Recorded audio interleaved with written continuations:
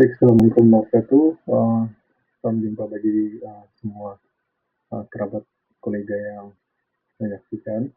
Alhamdulillah di kesempatan kali ini kita akan mencoba menyampaikan tentang topik uh, menulis dalam jurnal ilmiah. Yang pertama, perkenalkan diri dulu. Saya adalah Abdullah Azizi, bisa dipanggil dengan nama Arif. Sejauh ini sudah menghasilkan atau menulis 33 artikel yang campur ya. Ada 2 thesis juga, ada skripsi, kemudian ada 2 paper conference, dan sisanya adalah artikel-artikel yang macam-macam. Ada yang sekedar tulisan, ada yang dalam jurnal ilmiah, dan ada juga yang jurnal terindeks, Scopus, WOS, dan semacamnya. Saya juga punya pengalaman sebagai desainer dan editor. Kemudian juga sekarang memiliki tanggung jawab sebagai jurnal editorial board dan juga sebagai jurnal reviewer. Beberapa jurnal yang saya bertanggung jawab diantaranya seperti yang tertera di bawah ini. Kemudian kita akan coba membagi pembahasan tentang menulis dalam jurnal ilmiah ini dalam beberapa topik ya. Yang pertama yang menurut saya prioritas adalah kenapa penting, apa alasannya. Nah, sebelum kita pergi ke sana, kita perlu tahu apa itu jurnal ilmiah. Nah, jurnal ilmiah yang paling dikenal atau paling terkenal ya, kita sebut adalah Nature. Nah, Nature itu ini terbit tahun 1869 dengan format seperti ini. 2 kolom dan pembahasan. Yang membedakan antara jurnal ilmiah dengan jurnal pada umumnya adalah ini bukan tempat curhat. Kalaupun ini tempat curhat, dia disampaikan dalam bahasa yang ilmiah atau bahasa yang mempunyai bobot akademik dari segi pemilihan katanya dan juga struktur kalimat dan dia pasti mempunyai referensi. Nah, dalam pembahasan ini, jurnal ilmiah apa? Jurnal ilmiah adalah publikasi periodik. Jadi, jurnal namanya, dia terpublikasi secara periodik. Kemudian yang berisi artikel atau laporan penelitian yang ditulis oleh para akademisi, ilmuwan, atau peneliti dalam bidang tertentu. Ini kata kunci.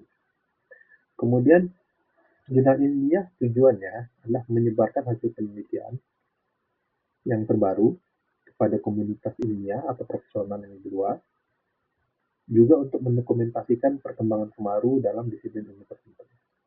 Nah, ciri-ciri jurnal ilmiah ini pada umumnya adalah dia peer review.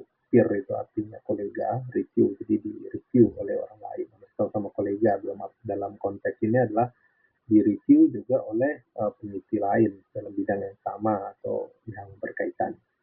Kemudian topik dia spesifik. Topik dia spesifik artinya ada tema, ada keahlian, ada hal-hal yang lebih dari umum, gitu, lebih dalam. Kemudian dia juga memiliki struktur yang standar, kemudian dia menggunakan bahasa ilmiah, dan yang paling terpenting, ya kan, struktur standar itu apa? Struktur standar itu dia punya judul, abstrak, kata kunci, kemudian kata kunci, kemudian dia juga mempunyai badan dari artikel, yaitu dari pengenalan, introduction, kemudian metode, ya kan. Kalau misalnya metode itu terlalu ringkas disebut, misalnya tentang literatur review itu kan bisa terlalu ringkas, atau misalnya tentang mereview buku atau tulisan, dia bisa dimasukkan dalam introduction, jadi di metode, kemudian pembahasan. Ya, pembahasan itu bisa digabung juga, discussion and result, pembahasan dan hasil. Kalau misalnya hasil itu juga harus di-highlight terpisah, berarti discussion terpisah, highlight result terpisah. Kemudian conclusion. Nah, Yang terakhir juga paling penting adalah referensi. Jadi dalam dunia ilmiah dia tidak seperti apa namanya penulisan kreatif lainnya ataupun esai yang mungkin hanya mencukupkan dua atau tiga uh, apa namanya referensi kutipan. Jurnal ilmiah yang baik dia punya banyak ya, banyak referensi. Jadi bisa dikatakan ya mungkin kalau bisa lebih dari 10. Nah, baik. Kemudian apa sih gunanya, ya kan? Apa gunanya? Terus apa kaitannya? Apa relevansinya dengan dunia akademik dan dunia profesi? Pertama, jurnal ilmiah atau artikel ilmiah dia mempunyai informasi ilmiah, informasi yang diuji dan teruji, divalidasi dan sebagainya. Tapi yang paling penting dia adalah apa? Dia memberikan satu informasi baru atau ilmu pengetahuan baru. Apakah ilmu pengetahuan ini berkembang atau tidak, gitu kan? Atau apa pengembangan, apa tren dari ilmu pengetahuan ini. Kemudian yang terpenting juga adalah dia menjadi pijakan, pijakan untuk penelitian lanjutan. Nah, karena tadi ada kita bilang yang terpenting dalam jurnal ilmiah adalah referensi, jadi tidak mungkin satu jurnal ilmiah atau satu artikel ilmiah dia berdiri tanpa referensi. Karena itu jadi kita bilang itu apa namanya tulisan kreatif atau itu mitos gitu. Jadi dia harus mensitasi atau mengambil referensi dari ilmiah atau apa artikel-artikel ilmiah atau gagasan-gagasan yang tidak ada sebelumnya. Nah, gagasan-gagasan sendiri ada yang kemudian dikutip berulang-ulang oleh oleh peneliti. Nah, dan ini mungkin jaraknya bisa 50 atau 100 tahun setelahnya, tapi dia dikutip berulang-ulang. Nah, apa namanya gagasan yang dikutip berulang-ulang maka dia perlahan-lahan dia bisa berkembang yang kemudian itu dipahami oleh oleh para akademisi. Nah, itu bisa dikenal sebagai teori. Jadi teori kenapa bisa jadi teori? Karena tadi selain dari konten validasi, dia juga dipakai jadi pijakan oleh penelitian lanjutan. Kemudian relevansi berikutnya adalah tentang kualitas akademik. Nah, di sini kita bicara tentang kredibilitas dan reputasi. Jadi, di kredibilitas dan reputasi itu bisa dilihat dari bagaimana isi penulisan dari artikel ilmiah tersebut. Dan secara praktis juga itu akan memberikan satu dampak kepada peningkatan karir dalam dunia akademik ya. Artinya dia lebih dipercaya atau misalnya diminta untuk mendapati posisi atau tempat tertentu. Nah, itu di dalam dunia akademisi. Nah, bagaimana di dunia profesional? Nah, bagi dunia profesional, seringnya artikel-artikel ilmiah, tujuan ilmiah ini digunakan sebagai rujukan bagi praktisi apa tren berikutnya, apa yang harus dipersiapkan berikutnya. Nah, kemudian ini juga bisa dijadikan bagi pemerintah atau apa, membuat kebijakan bagi panduan untuk melakukan kebijakan publik. Nah, uh, kemudian yang terakhir, apa relevansinya adalah sebagai kolaborasi. Ya, jadi di sini uh, dunia ilmiah akan berfungsi sebagai pengembangan jaringan akademisi, ya kan? Kemudian karena tadi ada proses peer review, artinya dia ada upaya memvalidasi satu gagasan. Jadi apakah gagasan ini bisa dikembangkan atau misalnya ternyata dan paling paling umum adalah gagasan ini dia diperkaya oleh apa oleh masukan-masukan dari akademisi lain, peneliti lain. Nah, kemudian ini juga ketika ini sudah diterbitkan dalam bidang ilmiah, dia menjadi satu media ya kan marketing atau sosialisasi dari gagasan tersebut.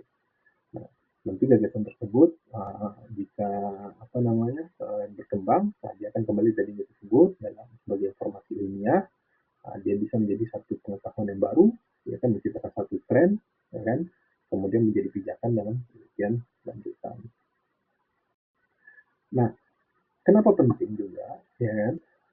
Salah satunya hal ini nanti kita bisa dipermudah oleh yang kita sebut dengan research metric ya, atau statistik secara umum. Nah, statistik secara umum pada umumnya ini dimiliki oleh perusahaan-perusahaan penerbit swasta ya, sebagai Scopus dan Publons ya. Kemudian yang tidak, yang umum atau tidak berbayar, kemudian dikembangkan oleh Google, itu Google Scholar ya. Tapi dia punya fitur yang terbatas tapi sangat powerful, karena dia bisa mendeteksi semua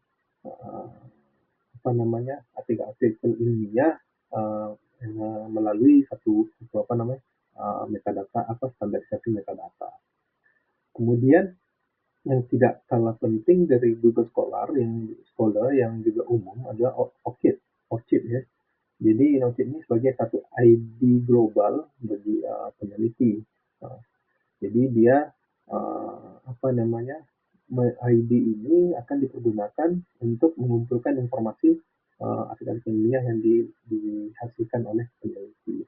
Dan untuk penerbit-penerbit swasta yang besar seperti Scopus dan Publons ya, atau Elsevier ya, seperti AWS, dia juga memberikan input ke ORCID ini dalam bentuk reviewer. Jadi peneliti ini bisa kita lihat apakah dia menghasilkan, apakah dia selain dia menghasilkan satu karya ilmiah, dia juga memberikan satu kontribusi, yaitu memvalidasi atau mereview artikel ilmiah. Nah, kemudian setelah itu berkembang juga satu tren baru di Eropa ya, tentang open knowledge ya, open learning ya. Akhirnya muncul seperti aplikasi-aplikasi seperti ResearchGate ya kan, seperti Akademika dan sebagainya. Nah, dia juga menjadi satu fitur seperti kita sebut Facebook untuk peneliti gitu ya. Jadi itu pun juga mengumpulkan keterbatasannya. Masing-masing aplikasi ini ada kelebihan dan keterbatasan yang masing-masing. Nah, kemudian juga dalam research metric ini juga berkembang dalam dalam tahapan yang lebih jauh lagi. Tahapannya itu jauh lagi, yaitu seperti adanya Altmetric dan FlumeX ya. FlumeX, Altmetric ini juga dipakai oleh banyak penerbit besar ya, seperti Elsevier dan AWS itu, untuk melihat bagaimana keterkaitan antara artikel dan berapa banyak citasi yang diperoleh oleh artikel. Jadi research metric ini memberikan satu kemudahan bagi peneliti nanti untuk melihat sebenarnya jurnal ilmiah yang dihasilkan itu bisa dibaca atau dipresentasikan ya kan, dalam bentuk statistik gitu. Mungkin dalam presentasi, dalam penyampaian menulis dalam jurnal ilmiah yang pertemuan yang pertama ini, yaitu mengapa penting, kita cukupkan. Dan yang terpenting dalam jurnal ilmiah ini adalah kita harus mulai nulis, dan mudah-mudahan semakin hari semakin bagus dan semakin berkelas dan semakin bisa memberikan gagasan kepada dunia yang lebih luas ya. Jadi pesannya just keep writing, dan insya Allah kita ketemu lagi dalam pertemuan berikutnya dalam menulis dalam jurnal ilmiah. Baik, sekian dan terima kasih. Assalamualaikum warahmatullahi wabarakatuh.